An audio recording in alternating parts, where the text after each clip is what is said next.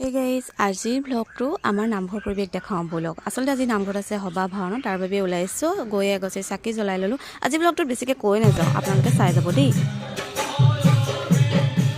কমেণ্টে চাওকচোন, ইমান মৰম লগা জলপান খালো, প্ৰসাদ দিলে। ভাওনা চাবলৈ ওলালো।